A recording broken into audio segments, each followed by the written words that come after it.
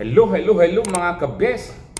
So, pag-usapan natin ng mga nangyayaring korupsyon sa ating bansa, mga kabes. So, may napanood akong panbubunyag or pag-interview kay Mayor Magalong ng Baguio City, mga kabes. So, grabe pala ang bigayan ng pera sa Congress. Hindi naman lahat daw pero yung mga sumasama daw sa mga sorte ni Speaker Martin Romualdez ay mayroon daw 777 na tinatawag. So ang akala ko, ang 77 lang, ang pagkakalam ko nun ay gupit. Gupit lang. Hindi pala, kupit.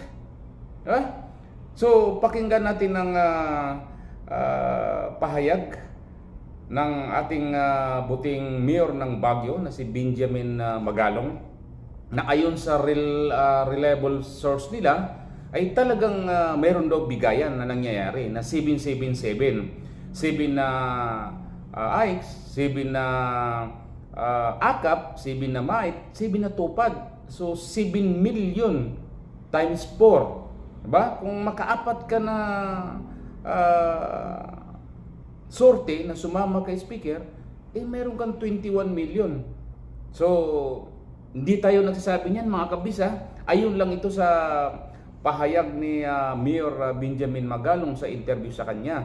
So baka man tayo ay mapapatawag sa Congress, mga kabis, at maimbestigahan. So ito ay opinion lang. So nasa Bill of Rights yan, na meron tayong freedom of expression, freedom of speech, saka yung pagpapahayag ng iyong saloobin. So panoorin natin at pakinggan natin ang tinatawag na 777 ni Mayor Benjamin Magalong ng Baguio City. Katotohanan lang naman sinasabi natin.